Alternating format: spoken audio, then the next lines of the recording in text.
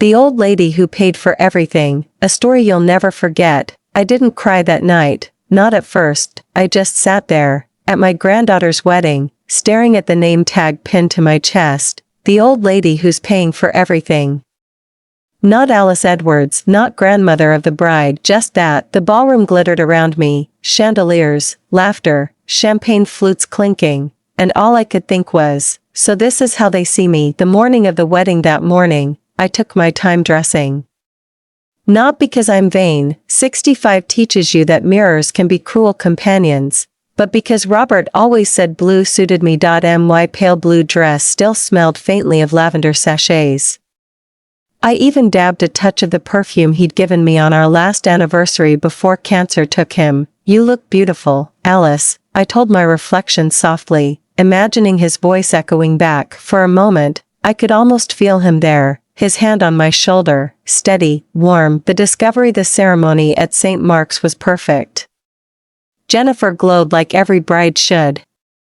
My son, Richard, looked proud. Even Pamela, his wife, seemed almost human for once. If only the story had ended there. When I arrived at the Westbrook Hotel for the reception, I walked up to the check-in table with the simple excitement of any grandmother seeing her family gathered in joy. Here you go, Mrs. Edwards, the young woman said, handing me a name tag, and then everything cracked. Elegant gold lettering.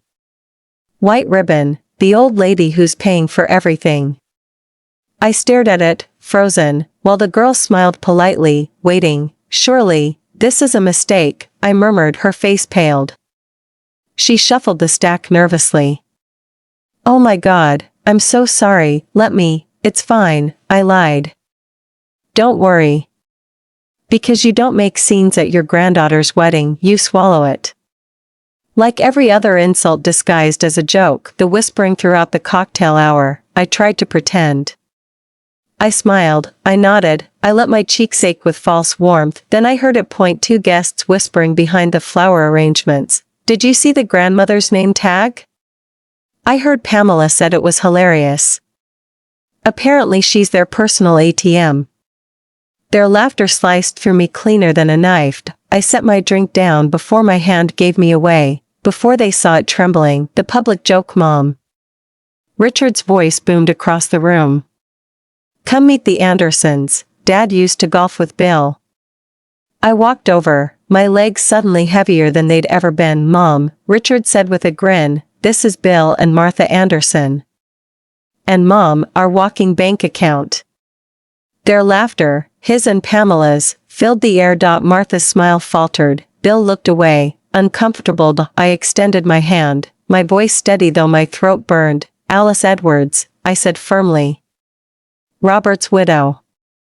And for one flicker of a second, Bill looked at me the way decent men look at someone who's just been wronged. With pity, the breaking point when they walked off, I caught Richard's arm. What's the meaning of this? I asked quietly, showing him the tag. He laughed, that careless, boyish laugh that used to charm teachers out of giving him detention. Oh, Mom, lighten up. Everyone knows you're the one with the deep pockets since Dad left you everything. It's humiliating, I said. Oh please, he rolled his eyes. It's a joke. Don't ruin the party. Pamela appeared just then, elegant and glowing in her mother of the bride dress. There you are, Alice. Has Richard been showing you off? Everyone should know who made this day possible. She winked. He laughed, and something in me, something quiet, something faithful, broke. The man at the restroom door. I escaped to the restroom, closed the door, and pressed a tissue to my eyes. I wasn't going to cry. Not here. Not for them. The door creaked open, then immediately closed again. Mrs. Edwards, Alice, a familiar voice called softly from outside. It's Martin Reynolds. May I have a word? Martin. Robert's attorney. A kind man with tired eyes. I stepped out. He looked uncomfortable, his gaze flicking toward my name tag. I heard some of the comments, he said quietly. It isn't right. It's just a joke, I replied, forcing a smile that didn't reach anywhere near my eyes. He hesitated. Then lowered his voice, "Alice, there's something you should know. Something Robert asked me to keep until it was necessary." He reached into his coat and pulled out a sealed envelope. Robert's handwriting. My breath caught. The will inside was a codicil, an addition to Robert's will. The words were cold, legal, and final. But their meaning burned like justice. "Any descendant who publicly humiliates my wife, Alice Edwards, shall forfeit their share of my estate." I looked up, my hands shaking. Why wouldn't he tell me? Martin smiled softly. "He wanted you to have peace, Alice. Until they proved they didn't deserve it." 8. The dance. When I returned to the ballroom, the band had started playing. Jennifer was laughing with her new husband. Richard was at the bar, bragging about something. Pamela was still smiling her social smile, the one that never reached her eyes. I walked past them all. Straight-backed. Graceful. Silent. I didn't confront anyone that night. I didn't shout or cry or demand apologies. I just watched them, all of them, celebrate with money they'd already lost. 9. The quiet victory. A month later, when the lawyers called them in, I wasn't there, but I imagine the silence that fell when they heard the terms. Robert always said he wanted me to have the last laugh, but it didn't feel like laughter that day. It felt like peace, the quiet kind that comes after a storm. What he never wanted me to know, he hoped it would never be needed, Martin said softly, his voice like a calm knife slicing through noise. He wanted them to treat you right because they loved you, not because they feared losing their inheritance. Behind him, through the glass doors, laughter and champagne bubbles drifted from the ballroom. My family, celebrating under chandeliers I paid for, completely unaware that, with every careless word, every cruel joke, they had just cost themselves millions. "What do you want to do?" Martin asked. I folded the document carefully, the paper trembling slightly in my hands. "Nothing," I said. "Not yet. I need to see just how far they'll go." As I walked back into the reception, the name tag pressed against my chest like a secret scar. But now, instead of humiliation, I felt something else, something cold and powerful, determination. The morning after the next morning, the world looked smaller, the wedding flowers wilted in vases. The champagne headache had settled behind my eyes. I sat at my kitchen table, still in my robe, staring at the name tag I'd laid in front of me like evidence in a trial. "The old lady who will pay for everything." The handwriting mocked me, elegant and cruel. I traced the gold lettering with my fingertip, remembering Robert's voice, that steady calm that could silence any storm. "They've changed," I whispered into the empty kitchen. Or maybe they were always like this, and I just didn't want to see it. The clock ticked, loud and judgmental. The portrait. I wandered into the living room, drawn to the family portrait above the fireplace. Our 40th anniversary. Robert sat tall, still fighting the illness then, proud, strong. I stood beside him with my hand on his shoulder. Richard and Pamela flanked us, smiling their picture-perfect smiles. Jennifer and Michael, teenagers then, stood in front, full of promise. We looked happy. We looked like a family, but a photograph freezes only the faces, not the fractures. Somewhere between then and now, the warmth had drained out, replaced by expectation, entitlement, and quiet contempt. The first Ask It started after Robert's funeral. 6 months, maybe less. Richard and Pamela had invited me to dinner. Candlelight. Wine. "The illusion of care, Mom," Richard said, refilling my glass. "Pamela and I have been thinking of remodeling the kitchen. Nothing fancy, just new countertops, appliances." "That sounds lovely," I smiled, naive, unguarded. Pamela leaned in, voice honeyed.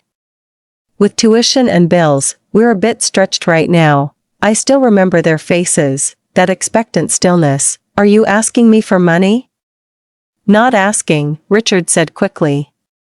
"Just thought you'd want to help. You know, for the family." That night, I wrote them a check for $50,000. I didn't know it then, but that was the beginning of my slow disappearance, replaced by a checkbook. The slow theft over the years, It became normal. A kitchen remodel became a home renovation, tuition help became 2 brand new cars for the kids.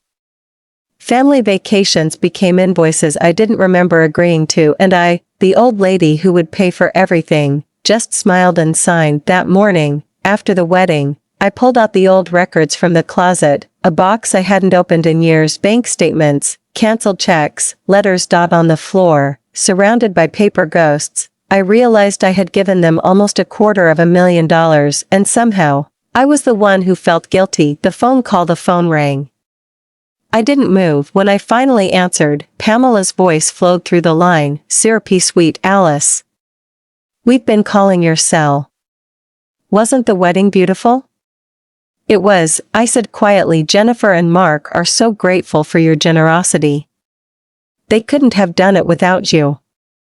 I closed my eyes, remembering the $45,000 check I'd written for the venue and catering. Then she paused, changing tone, that practiced shift from gratitude to request. Actually, that's why I'm calling. Mark's parents were supposed to pay for the honeymoon, but his father's business is struggling. They've had to back out. Jennifer is just devastated. We were wondering if you might be able to help. 2 weeks in Bali, they've already picked the resort. My throat went dry. Of course. Of course there was more. I'll think about it, I said. There was a stunned pause. Oh, well, they need to book soon, you know, best rates and all. I understand, I said. I'll let you know tomorrow. The lesson I'd ignored after I hung up, I remembered Robert's warning. Richard's always believed money can fix anything. But money without values? That's poison, Alice. I hadn't listened. Or maybe I didn't want to. Because admitting he was right meant admitting that our son, our only child, had turned into a stranger. The kettle whistled softly in the background. I poured my tea, hands trembling, eyes burning. The knock startled me. Through the peephole, Michael. My grandson, tall like his grandfather, with those same gentle eyes. I hid the papers back in the closet before opening the door. Grandma, he said, hugging me. I've been texting. You okay? I'm fine, sweetheart, I lied. Just a bit tired after yesterday. He smiled, stepping inside, glancing around like the house itself was part of his memory. Sit down, I said softly. I'll put on the kettle. And as the water boiled again, something inside me shifted, a fragile hope that maybe, just maybe, not everyone in this family had forgotten what love looked like when it wasn't tied to money. The quietest revolution begins with tea. The kettle screamed before I did. Steam coiled into the air as if it carried every unspoken thing I'd swallowed that week. The name tag still sat on the table, golden and cruel, beside the half-empty cup I'd been too tired to finish. Then came the knock. Michael. He'd always been different, the only one who still looked at me without calculation in his eyes. When he hugged me, I felt, for the first time in days, that someone remembered I was family, not funding. He sat down across from me, hands folded like a child trying to find the right words. I wanted to apologize for yesterday, he said quietly. The name tag. The way everyone laughed. It wasn't right. A lump rose in my throat. You noticed? Of course I noticed. So did a lot of people. He looked down, shame flickering across his face. I should have said something. I reached out, patting his hand. It's not your job to correct your parents, Michael. But it is mine to stop pretending I don't see what's wrong. The word no one said aloud. He hesitated. Grandma. Dad and Mom have changed. Or maybe I'm just noticing it now. All they talk about is money. Your money. The kettle hissed again, and I poured water over the tea bags, giving myself a few seconds to steady my breathing. What do you mean? I asked. They were talking about your house, he admitted, guilt written all over his young face. Dad said it's too big for one person. That they could help you downsize. Downsize, such a polite word for displace. The tea steeped in silence. My reflection wavered in the dark liquid like someone I used to know. I thought of Martin Reynolds, the attorney, and the sealed document I'd folded and given back. I thought of Robert's voice, steady and sure, protecting me even from beyond the grave, and I thought of the name tag, how perfectly it had said everything no one dared to. The shift. Michael's voice pulled me back. "Grandma, are you okay?" I set the teapot down and met his eyes. "I'm better than okay," I said softly. "I think I'm finally seeing things clearly for the first time in years." He frowned. "What do you mean?" I smiled, the kind of smile that hides thunder behind its calm, "just that it's time for some changes around here." We drank our tea in silence, and I studied his face. Was he truly different from his parents? Or had the same seeds of entitlement simply not sprouted yet? For the first time since Robert died, I didn't feel fragile. I felt focused.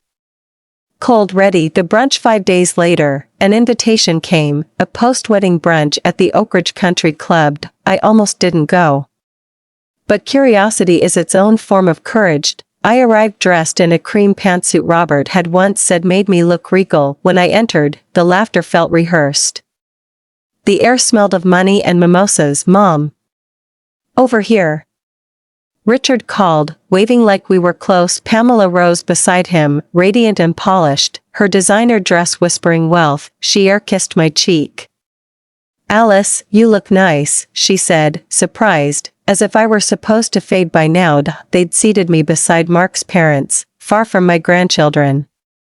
I noted it without emotion. Distance has a language of its own. The announcement halfway through brunch, Pamela clinked her glass. "We want to thank everyone for making Jennifer and Mark's wedding so special," she began, beaming at the crowd. "And of course, a special thank you to Grandma Alice, who has been so incredibly generous." Eyes turned toward me. Polite smiles. I braced myself. Pamela continued, her voice sweet as poisoned honey. "We're thrilled to share that Grandma Alice will also be funding Jennifer and Mark's dream honeymoon to Bali." Applause. A few gasps. My hand froze midair, the coffee cup halfway to my lips. I'd made no such promise. "The confrontation, this is the first I'm hearing of it," I said quietly. Laughter faltered. Forks paused mid-bite. Jennifer looked confused. Mark stared at his plate. "Well," Pamela said, forcing a brittle smile, "we discussed it yesterday." "You said you'd think about it." "Yes," I replied evenly. "And I'm still thinking." Richard leaned toward me, his voice a stage whisper, loud enough for everyone nearby. "Mom, don't make a scene. We've already told them they can book the trip." Something inside me, something small and loyal, finally broke. "I don't recall agreeing to pay for a honeymoon to Bali," I said, my voice calm but sharp. "In fact, I believe Mark's parents were originally covering that expense." Mark's father shifted, clearing his throat. "Business setbacks," he muttered. "I understand," I said gently. "But it's inappropriate to volunteer someone else's money without their consent.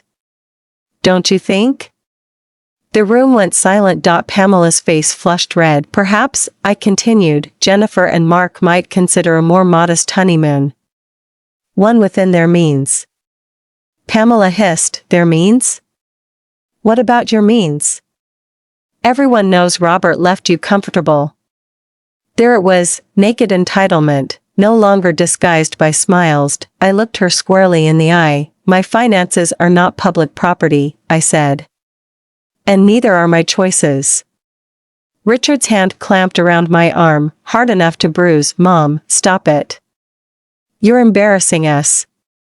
I pulled away. "No, Richard. You've embarrassed yourselves." The exit. I stood, smoothing my jacket. "Jennifer. Mark. I wish you both every happiness," I said softly. "I'd be glad to contribute to a reasonable honeymoon, but we'll discuss that privately." And then I turned to leave. The hush followed me like a shadow. Michael rose too. "I'll walk you out, Grandma." The relief in his voice broke me in ways no insult ever could. I in the lobby, away from eyes and whispers, I finally let my composure slip, not into tears, but into resolve, because that was the moment I knew they would never see it coming. The house was too quiet after Richard left. Even the ticking of the old mantel clock sounded judgmental, as if time itself disapproved of what had just happened. My hands still trembled. I didn't even notice the car keys slip from my grip until they clattered to the floor. "Are you okay to drive?" Michael asked gently, his voice low, careful, the way Robert used to sound when he sensed I was close to breaking. I nodded. "I'm fine," I lied, pressing my trembling fingers together. "Just a bit shaken." Michael studied me for a moment, really looked. Then he said, "You should be proud of yourself, Grandma." That took courage. Courage. I almost laughed. Courage wasn't what it felt like. It felt like grief, like tearing something still living out of my own chest. But when I met Michael's eyes, something inside me softened. There it was again, that echo of Robert in him. The quiet steadiness, the kindness that didn't need to announce itself. "Would you like to come over for dinner tonight?" I asked suddenly. The question escaped before I could second guess it. He smiled, a slow, genuine smile that reached his eyes. "I'd like that." That evening, the house smelled of rosemary and roast chicken. The kind of dinner I used to make when Robert would come home late from the firm, exhausted but grateful. Michael sat across from me, sleeves rolled up, hands clasped, the picture of decency in a family that had somehow lost the meaning of it. "I need to tell you something," I said, breaking the silence between us. "About your parents. About everything that's been happening." He looked at me, serious but patient. I began to talk, really talk, for the first time in years, about the endless requests, the remodeling loans that were never repaid, the tuition checks disguised as temporary help. The name tag at the wedding that turned my love into a public joke. When I finally stopped, Michael was quiet for a long moment. Then he sighed. "I'm not surprised," he said softly. "I've watched it happening for years. After Grandpa died, it's like they started seeing you as," he hesitated, "an ATM?" I finished for him. He winced but nodded. "Yeah. That." I wanted to be angry at him for saying it, but instead, I felt relief. Relief that someone else could see it too. Then his voice dropped, almost hesitant. "And it's getting worse. Last week, I overheard them talking about your house again." I froze mid-motion, my teacup suspended between table and lips. "My house?" He nodded. "They were discussing how to convince you to move into Sunrise Acres, the retirement home." For a moment, I couldn't breathe. Sunrise Acres, the place they sent people to wait for the end, while their children redecorated their living rooms. My house was more than walls. It was 40 years of laughter, arguments, birthdays, and quiet mornings with Robert, and now they wanted to sell it like a business transaction. I swallowed hard. "They said that?" Michael's voice was careful, cautious. "Dad said it would be better for everyone. That you could downsize. That he and Mom could help you manage the sale." A cold clarity began to spread through me, slow and absolute. This wasn't just greed anymore. It was conquest. "Michael," I said after a long silence. "There's something I need to tell you about your grandfather's will." The doorbell rang. Through the lace curtains, I saw the headlights, the familiar gleam of Richard's silver sedan. Michael's expression darkened. "It's Dad." I nodded. "Yes. And I think it's time we stopped pretending." Richard didn't wait to be invited. He pushed the door open, face flushed, breath sharp with anger. "What the hell was that performance at brunch?" he barked, stepping into the hall. Then he noticed Michael and froze. "What are you doing here?" "Having dinner with Grandma," Michael replied evenly. "Something you might try sometime, without asking for money." Richard's jaw tightened. "Stay out of this, Michael. This is between your mother and me." No, I said, standing straighter than I had in years. If we're having this conversation, Michael stays.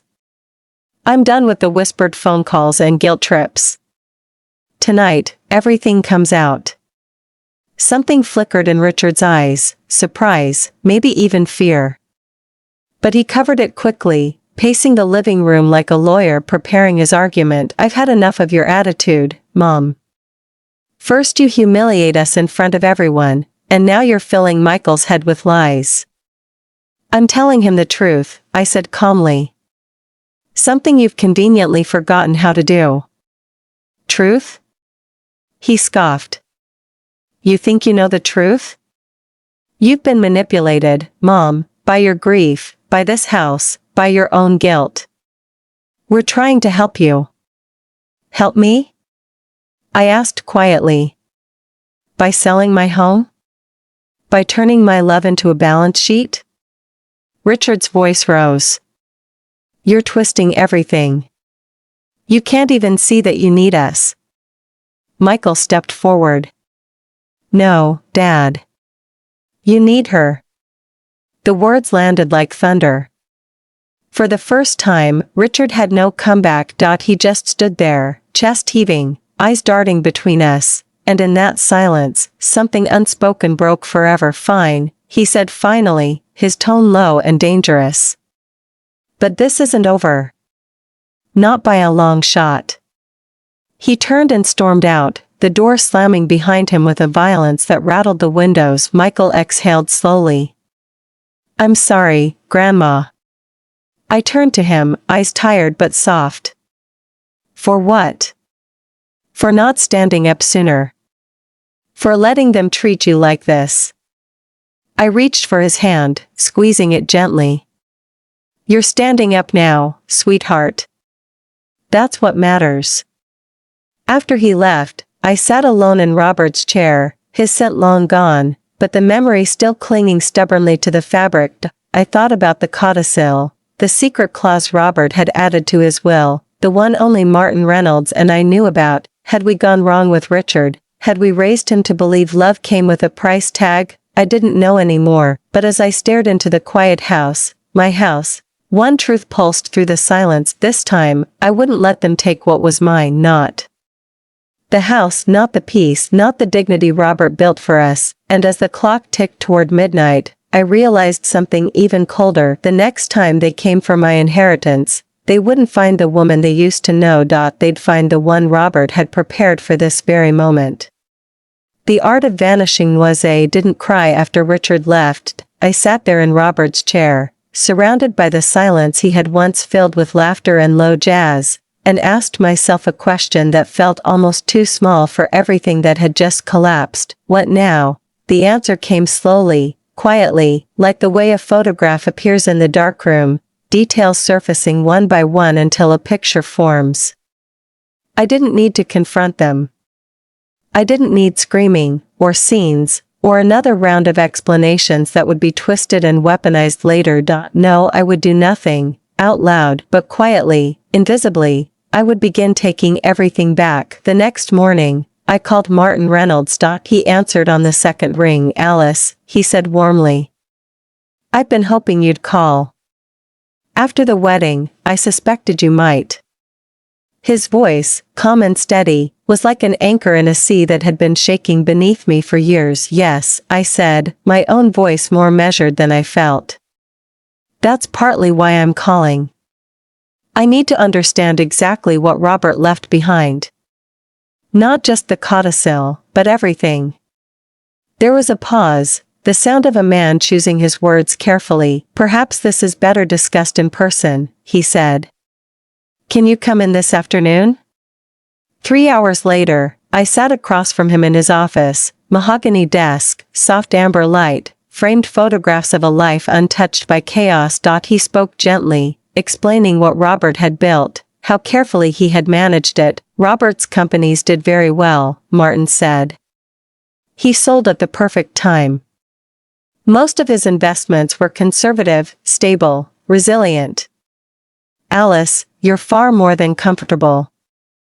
I felt my breath catch. I'd known we were secure, but this? Robert had kept so much of it from me.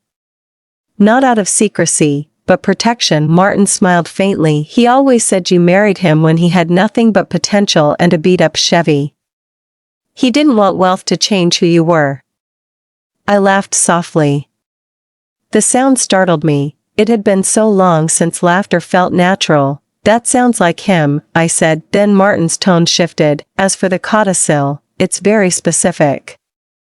Any descendant who publicly humiliates you forfeits their inheritance.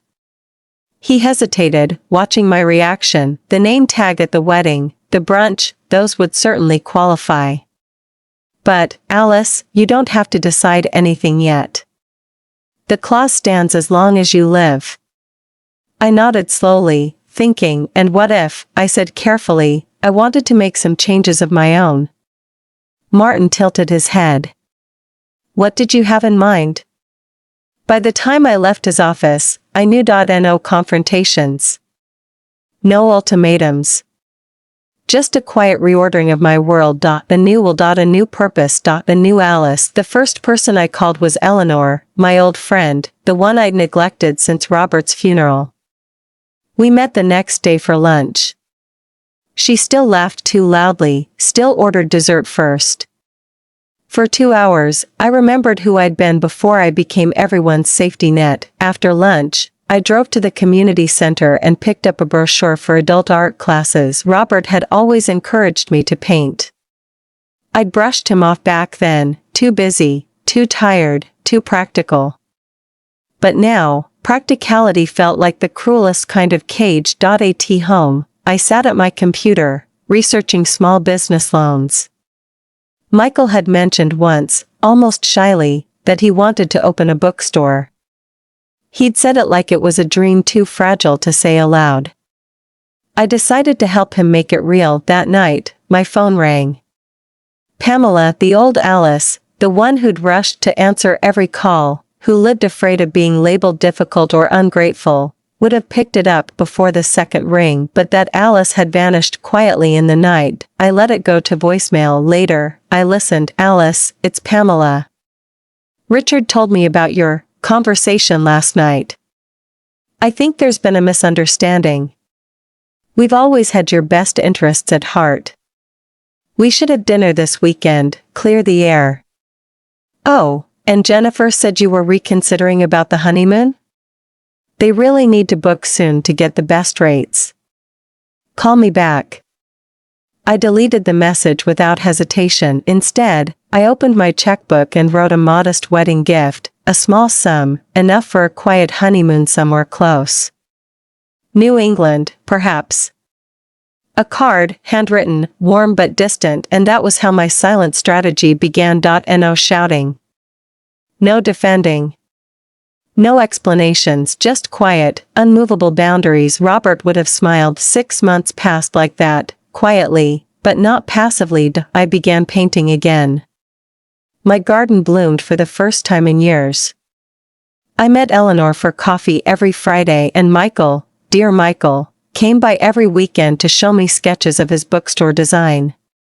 I gave him seed money, not as charity, but as faith. Meanwhile, Richard and Pamela grew restless. Their smiles grew brittle.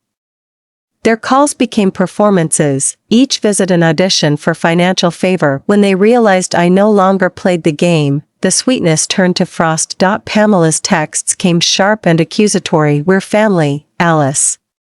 You're isolating yourself. Richard's voicemails tried charm, then guilt, then anger, but I had discovered the quiet strength of refusal. My finances aren't up for discussion, I'd say, over and over, with the kind of calm that drove them mad. The morning of my 66th birthday, I woke before dawn. The house was filled with soft light, the kind that made every framed photograph seem touched by memory. I made coffee, pulled on my gardening gloves, and went out to the roses. They'd suffered in those years when I'd neglected them, choked by weeds, dry from inattention. But now, they were coming back, petal by petal, like something remembering how to live. I knelt among them, pruning carefully. The thorns pricked my gloves. The scent was sharp, sweet, grounding, It's time they remember whose house this is, Michael had said when he insisted on hosting the small birthday gathering here.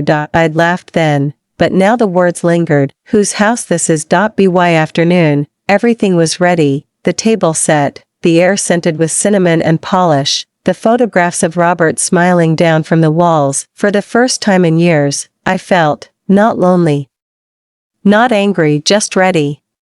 The birthday reckoning, reimagined continuation, the sound of crystal clinking still echoes in my head, hollow, like applause that never reached the soul. Michael's laughter had faded into the other room, and for a moment, all I could hear was the low hum of the refrigerator.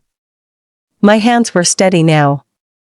Not trembling the way they used to when Richard raised his voice. I looked down at the cake knife in my hand, the reflection of my face on its blade. Calm. Certain. Unafraid, Mom, Richard's voice broke through, that same sharp edge he used as a boy when caught in a lie. Pamela and I have been talking. We think it's time you stopped making these reckless choices. Reckless, the word hung in the air, absurd and cruel, like a slap disguised as concern. Before the accusation came, I'd caught Pamela watching me, her lips tight, her eyes scanning the kitchen like she was already redecorating it in her mind. The same look she'd given my home the week after Robert's funeral.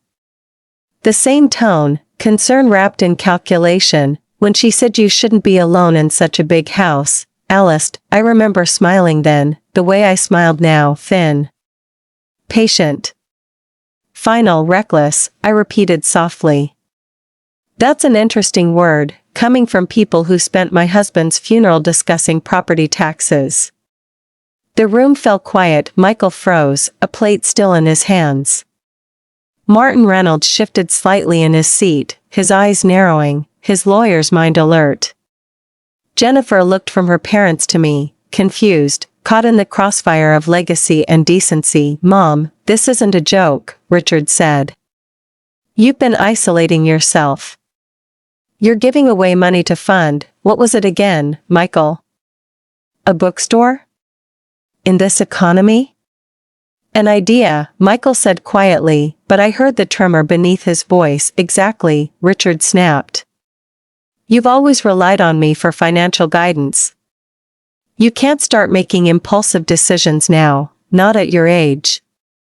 My age, there it was. The invisible line they thought I had crossed. I set down the knife. When your father died, I let you handle the estate because I thought you understood responsibility. I mistook control for care. That was my first mistake. Pamela opened her mouth, but I raised a hand. And when you asked for money, for the kitchen renovation, for Jennifer's tuition, for that lake house you never finished, I said yes, because saying no felt like betrayal. That was my second mistake. Richard's face flushed. Mom, this isn't fair. No, I cut in. Fairness would have been you visiting without an agenda. Calling without a request. Speaking to me as your mother, not your lender. Silence again, the kind that presses on your ribs. Then, from the doorway, Michael's voice, soft, but steady, she's not the one who's lost her way, Dad. Everyone turned. He looked older in that moment, more like his grandfather than ever, same posture, same moral backbone that couldn't be bent for convenience. You've treated her like an open account, he said. And when she started living her own life, you called it irrational. Pamela stood, her composure cracking. You've been poisoning him against us, haven't you, Alice? I laughed then. Not bitterly, but freely, the sound surprising even me. Pamela, if the truth sounds like poison, maybe you should ask yourself why it burns. Martin set his cup down with deliberate weight. Richard, he said, voice measured, a power of attorney requires evidence of mental decline. All I see here is a woman exercising autonomy. Richard turned scarlet. You don't understand. No, Richard, I said softly. You don't. And I rose, slowly, deliberately, the way a storm rises over calm water. You see an old woman who owes you something. I see a son who forgot who taught him to stand.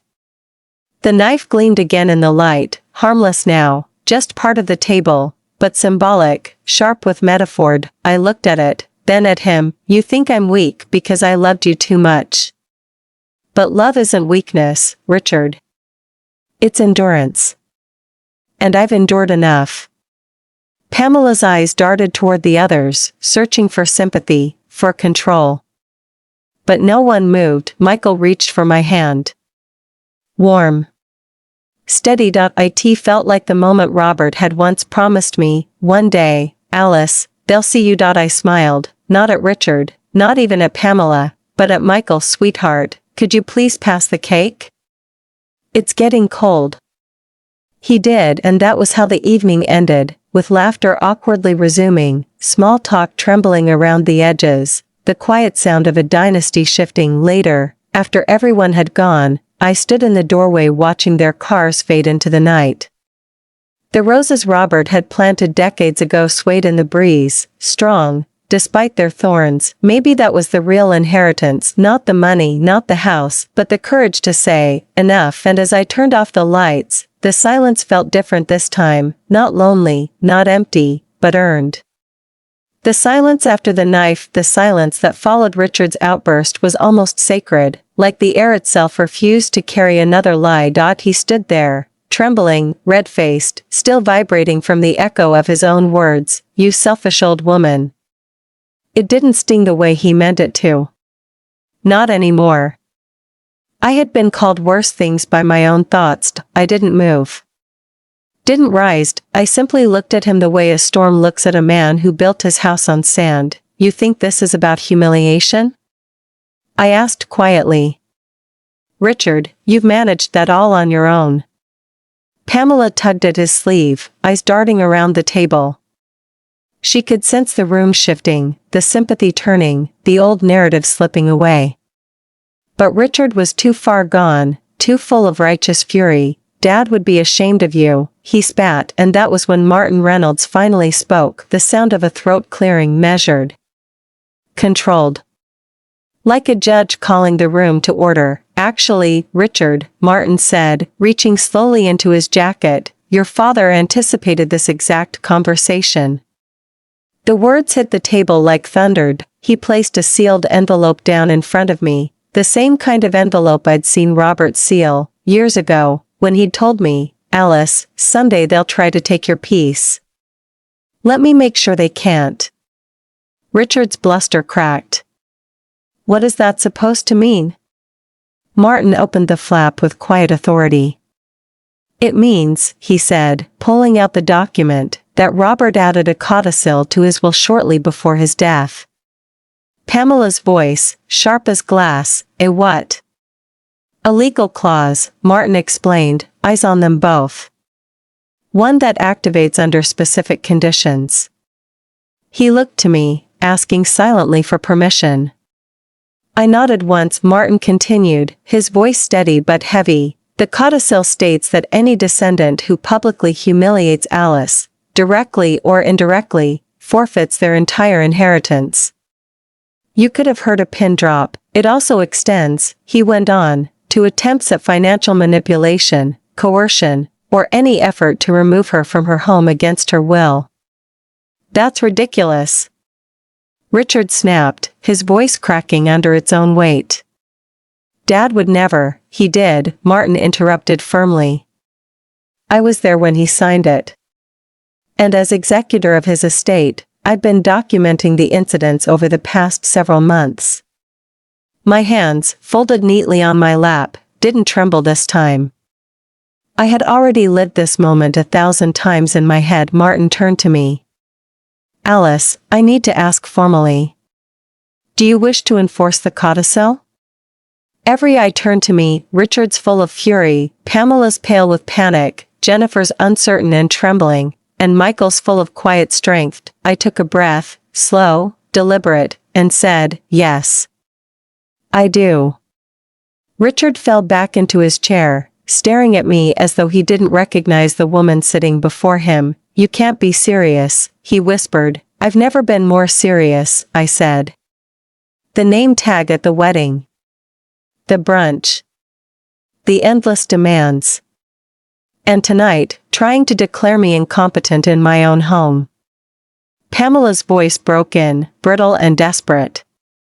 But our inheritance is forfeit, Martin said simply. All of it? Jennifer asked softly, her voice trembling. I'm afraid so, Martin confirmed. This isn't fair. Richard exploded, slamming his fist against the table so hard the silverware rattled. She tricked us. She let us believe. No, I interrupted, my voice cutting through his rage like a blade through silk. I never promised you anything, Richard. You assumed. You took. You demanded. But you never once asked what I needed. Pamela's face twisted. What about Jennifer and Mark? They haven't done anything wrong. Martin scanned his notes. Jennifer was present at several incidents but did not participate. However, she also did not intervene. Jennifer's eyes filled with tears. I'm sorry, Grandma. I should have said something. I reached across the table, my hand finding hers. We all learn our lessons eventually, sweetheart. What matters is that we learn them before it's too late. Mark placed a protective arm around her shoulders. So what happens now? Martin closed the folder gently. According to the codicil, half of Richard and Pamela's forfeited share goes directly to Alice. The other half is divided among descendants who have shown her respect and care. Every head turned toward Michael. He blinked, stunned. I didn't know, he said quickly. Grandma, I swear, I had no idea. I smiled through the tears that had begun to form, not from sadness, but from something close to release. I know, sweetheart. Your grandfather would be proud of the man you've become. Richard stood, pointing a trembling finger at Martin. This is a setup. I'll contest it in court. You're welcome to try, Martin said calmly. But the clause is airtight. And we have documentation, recorded incidents, emails, and witness accounts. Pamela tried one last time, her voice syrupy and pleading. Alice, surely we can. Pamela, I said softly, but firmly, it's too late for that. Richard glared at me. After everything we've done for you, no, I said, standing now, matching his height. After everything I've done for you, I'm finally doing something for myself. There's a difference. They left in a storm of muttered curses and slamming doors. Jennifer and Mark lingered, embarrassed, whispering apologies before retreating into the night. Martin and the others offered quiet goodbyes, their eyes full of something like respect. And then it was just Michael and me. The table was a battlefield of untouched dessert plates and overturned napkins. Are you okay? He asked softly, gathering the mess. I looked around, at the walls Robert and I had built, the home they'd tried to strip from memory, and I felt a peace I hadn't known in years. I'm better than okay, I said. I'm free. 1 year later, morning sunlight spilled through tall windows, warming the shelves of Chapter 1, Michael's bookstore, housed in a restored Victorian downtown. The scent of roasted coffee and paper filled the air. A mural I'd painted covered one wall, a whimsical forest of golden trees and hidden birds. Children read beneath it, their laughter rising like music. Emma, Michael's girlfriend, worked behind the counter, serving pastries she'd baked herself, and in the corner, beside a vase of fresh roses, a small brass plaque caught the light. In memory of Robert and Alice Williams, who believed that love and legacy begin with a single story. I smiled, tracing the engraved words with my fingers. I could almost hear Robert's voice again, soft, proud, amused. You handled it, didn't you, Alice? And for once, I didn't need to answer. The silence said everything. The quiet bloom after the storm. I never thought peace could sound like this. The bell chiming softly above a bookstore door, sunlight breaking across pages, a baby's laughter echoing in the same air where accusations once lived. It's strange, the things that survive the wreckage, the smell of books and fresh coffee. The granddaughter's hesitant smile. My own heartbeat, steady again after years of bracing for the next demand. The bell jingled again, that familiar sound Michael insisted on keeping even. Though the hinges squeaked now and then, Jennifer walked in, hair a little undone, a stroller in front of her like a promise reborn. Inside it, baby Roberta, named after her grandfather, blinked at the world with the kind of calm only new souls possess. Grandma. Jennifer's voice carried that mixture of surprise and warmth that still startled me. I didn't know you'd be here today. Just dropping off some bookmarks, I said, holding up the hand-painted batch tied with twine. My palms still smelled faintly of acrylic and orange blossom soap. Thought the readers might enjoy a touch of color. I bent toward the stroller.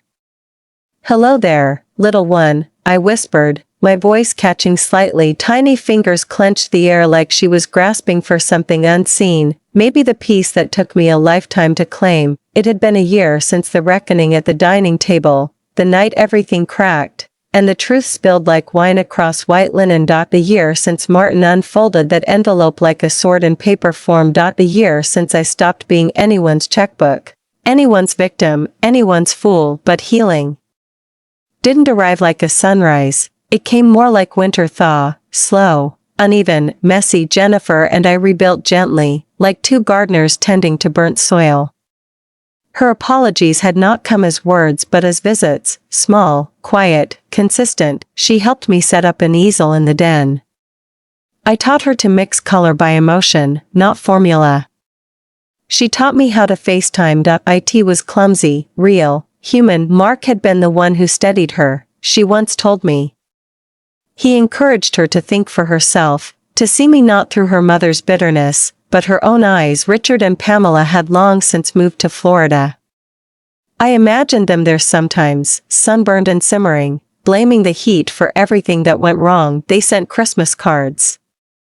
No warmth, just ink and habit, and that was enough. Mom called last week, Jennifer said now, settling at a corner table, rocking the stroller gently. Same conversation, complaints about Dad's job, the house they had to settle for, how unfair life is. I'm sorry, I murmured. She shook her head, firm, clear. Don't be, Grandma. They made their choices. I'm making mine. There it was again, that quiet resolve I once wished her parents had inherited. Emma came by with scones, the smell of butter and cinnamon folding into the air. On the house, she said, winking at me. For the founder's favorite artist. Michael appeared from the back, arms full of new arrivals, that same spark in his eyes that used to remind me of Robert. Perfect timing, he said, sliding into a chair. I wanted to run something by you both. He spoke of expanding the store, literacy programs for adults, writing workshops for teens. His voice was quick, hopeful, full of plans that made sense not in dollars but in meaning. It'll cut into profits, he admitted, but I think it's worth it. Then it's worth it, I said, proud without needing to be loud about it. I looked around, sunlight sliding across polished wood, shelves heavy with stories, laughter spilling from the children's corner where I now led story time twice a week. Once, I was too timid to read aloud in front of anyone. Now, toddlers interrupted me with questions and I loved every minute of it. Upstairs, the small apartment had been transformed too, not for me. I'd kept my home, my garden, my chair that still smelled faintly of Robert's pipe, but for a writer in residence, a young woman named Ivy who wrote about loss and finding courage again. Sometimes, I'd bring her tea, and we'd sit in comfortable silence, two generations of women writing different endings to the same old story. Last spring, I went to Italy, my first trip abroad. 2 weeks among strangers who felt like kin, painting the light over Florence rooftops. That's where I met Claude, a widower from Boston with kind eyes and a humor that knew its own sadness. He calls every Sunday, never asking for more than conversation. Sometimes, that's all you need. Now, as I watched Jennifer hand baby Roberta to Michael, I realized the quiet wasn't emptiness, It was earned space. Robert had tried to protect me with his codicil. Bless him. But the real protection had to come from within. Boundaries are not walls. They are doors you finally learn to close softly. Michael caught my gaze. What do you think, Grandma? I looked at him, at Jennifer, at baby Roberta, at this patchwork of family stitched together by truth instead of obligation. I think, I said, my voice steady but warm, this is exactly where we're supposed to be. The bell over the door jingled again. Outside, the wind carried the faint smell of rain, not the kind that ruins, but the kind that makes things grow.